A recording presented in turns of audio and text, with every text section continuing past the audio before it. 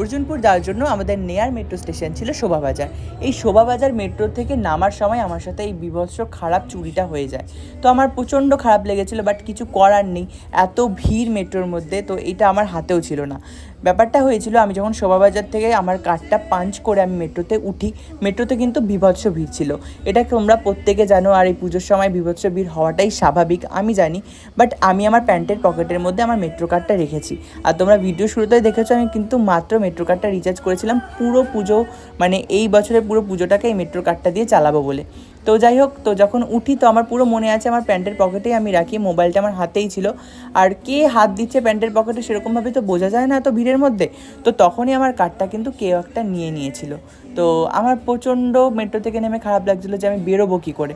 তো যখন মেট্রোর পুলিশের ওখানে গিয়ে আমি ব্যাপারটা বলি, তখন ওরা বললো যে তুমি সাইড দিয়ে বেরিয়ে যাও।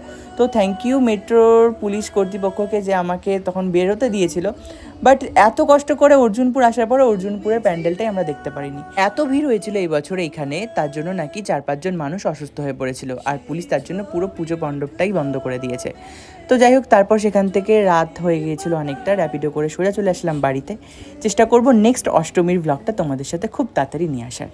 টাটা।